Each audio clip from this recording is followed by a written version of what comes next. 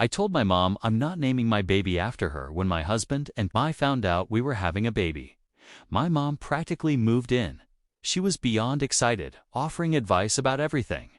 What to eat, how to breathe, even which songs to play in the nursery. At first, it was sweet, but when we started discussing baby names, things got weird. Mom assumed we'd name our daughter after her. She didn't even ask. "Oh, little Dolores will carry on the family name," she announced at a family dinner, my husband and I exchanged a look. We'd already picked a name, Isa. It was a name we both loved, and it had personal meaning for us. When gently told her, her smile vanished. "You're joking, right? It's tradition to name the first daughter after the maternal grandmother." I tried explaining. I told her how special Isa was to us, but she wasn't having it. "You're erasing me," she said, her voice breaking. Then came the guilt trips. She called me ungrateful, accused me of disrespecting our heritage, and even claimed I was dooming my child by breaking tradition. The worst part, she told extended family before we could at Thanksgiving. She said, "Well, I guess I'm not important enough to have my name live on." The room went silent. Here's the twist, though I found out later. That mom wasn't named after anyone. She chose her own name when she turned 18, ditching her birth name completely. When I brought this up, she just stared at me, speechless. I stuck with Isa. My child deserves a name born out of love, not guilt. Mom, she's still bitter, but honestly, that's her problem now. When my husband and I found out we were pregnant with our first child, my mom practically moved in. She didn't even wait for an invitation. The day after the announcement, she showed up with books, old baby clothes, prenatal vitamins, and a laminated meal plan. At first, it was kinda sweet. She was excited, and I get it. I'm her only daughter, and this was her first grandchild. But within a week, her help turned into micromanaging. She had opinions about everything: how I should sit, what I should eat, how often I should walk, what kind of music we should play in the nursery to ensure the baby turns out emotionally balanced. If I sneezed, she handed me a scarf. If I craved pickles, she'd read me articles about sodium intake. I tried to let it slide. I figured she was just overeager. But things took a turn when we started talking about baby names. My husband and I had always loved the name Isa. Short, strong, elegant. It had meaning for us. It was the name of a woman we'd met during a trip who'd changed our lives in ways we still talk about. It wasn't a family name, but it felt like home. One night at dinner, surrounded by family, my mom lifted her wine glass and said with a beaming smile, "To little Dolores. She'll carry on the family name." The room clapped politely. I choked on my water. My husband and I exchanged a look, the kind of look that says, "Did she really just say that?" I laughed nervously. "Okay, Mom, we were thinking Isa." Her smile faltered like a light bulb flickering out. "You're joking, right?" she said flatly. "No," I said gently. "We've had Isa picked for a long time. We both love it." The tension hit the table like a dropped plate. My mom's lips pressed into a tight line. "It's tradition," she snapped. "The first daughter is named after the maternal grandmother. You're named after mine, and now your daughter should be named after me." "That's not a tradition," I said carefully. "I'm the only one named that. You named me Dolores because you liked it." Her jaw tightened. "That's not true. It's been in the family for generations." It wasn't. I knew that. I had looked it up years ago when I was curious about our ancestry. I even remembered her telling me once that she picked Dolores because it sounded strong and classy. Nothing about tradition. And what I didn't say yet, what I hadn't said, was that she had changed her name to Dolores when she was 18. Her birth name was Janine. She'd legally changed it, hated it, left it behind. She didn't want to carry her own mother's name. And now she expected me to carry hers. Over the next few weeks, things got worse. The guilt trips were constant. She'd call and say things like, "I guess some people just forget where they came from." Or, Maybe this baby will appreciate her grandmother more than her mother does. Once she left a baby book with Baby Dolores written on the cover in glittery pink letters. She even told extended family before we did at Thanksgiving. I was about to make the announcement when she interrupted with a wine-fueled toast. I guess I'm not important enough to have my name live on. Oh well. Some people don't value family anymore. You could have heard a fork drop. I wanted to cry. Not out of shame, but sheer frustration. My own joy was being held hostage by someone else's pride. Finally, I sat her down and laid it all out. "Mom," I said, "I need to say something, and I need you to really hear me." She crossed her arms. "You're not being erased, but this child's name isn't about you. It's about us, me and my husband. It's about love, meaning, choice. Not guilt, not pressure, not legacy." She rolled her eyes. "You're being dramatic." "Then, let's talk facts," I said. "You weren't named after your mom. In fact, you changed your name. You made a choice. Why won't you let me do the same?" She stared at me, speechless. I could see the wheels turning. For a brief second, it looked like she might finally understand. But then she stood up and said coldly, "Do what you want. Just don't expect me to babysit Isa." She walked out, slamming the door behind her. And honestly, that was the moment I felt lighter. Isa was born in the spring, in a room filled with sunlight and soft music and the smell of lavender. My mother wasn't there, not by my choice, hers. She didn't even visit the hospital. But Isa came into this world calm, warm, and radiant, just like her name. Eventually, my mom did come around. Sort of. She showed up 3 months later with a pink onesie that said Future Dolores in glitter. I laughed, rolled my eyes, and tossed it in the donation bin. I'm not sorry. My daughter deserves a name born from love, not obligation. From us, not from someone else's insecurity. Her name is Isa, and it's perfect. My mom can get used to it. Or not. That's her problem now. Story 2. I always thought I had a perfect marriage. Sarah and I had been together for 8 years, and our lives felt like a well-rehearsed dance. We were both in our 30s, living in a quaint suburb of Denver, and the spark between us was still there at least. I thought it was, but recently I noticed changes.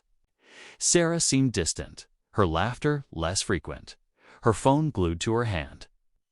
And there were new late-night outings I couldn't quite pin down. I wanted to believe it was just the stress of work.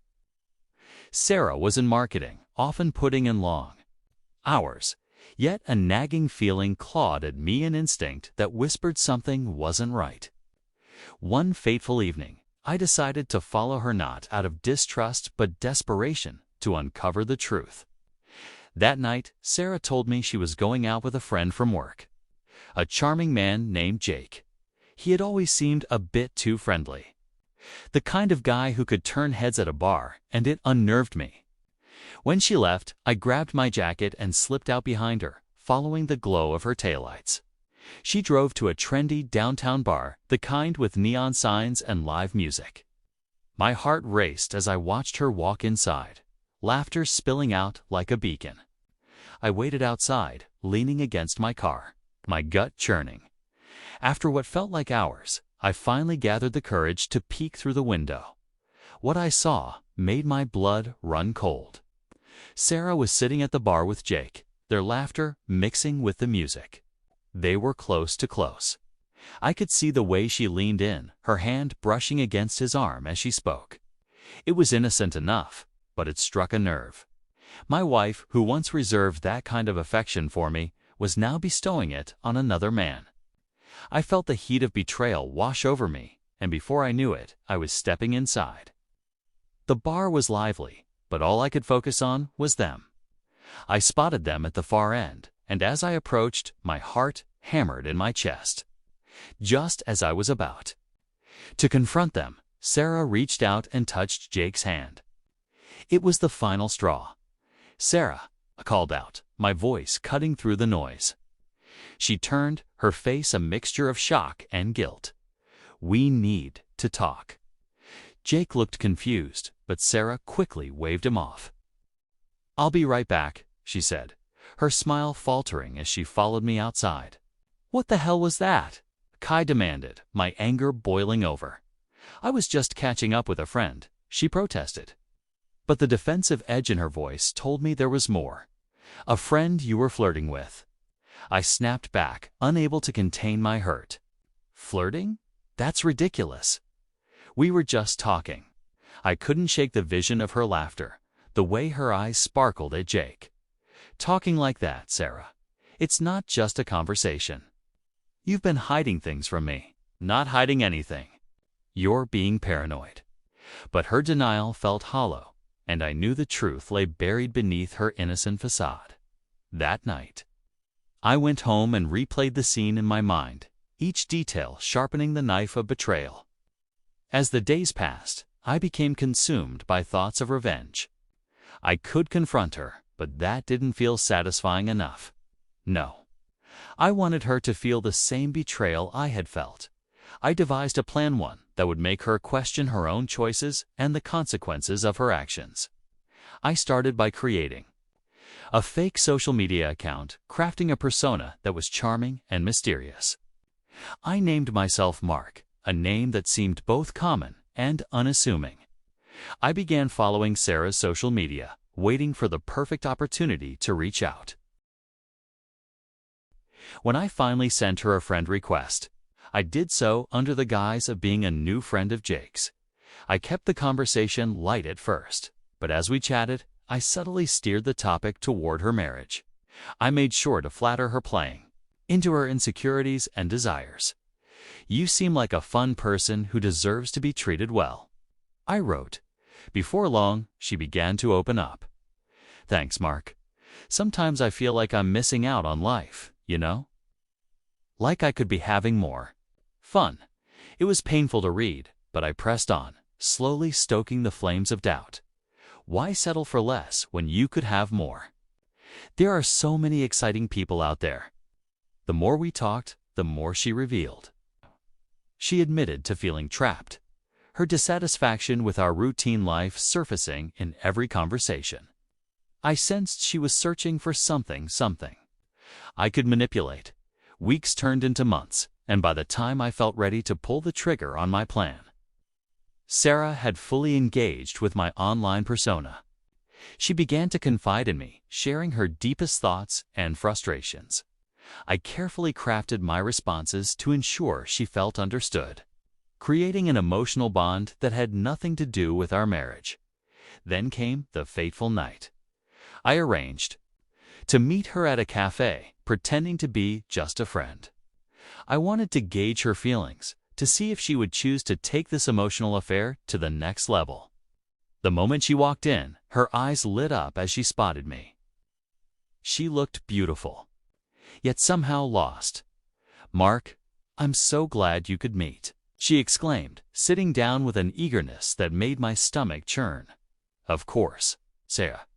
I wouldn't miss it for the world," I smiled, hiding my true intentions as we talked. The conversation flowed effortlessly, but I could see a flicker of something in her eyes. There was a spark that should have been mine.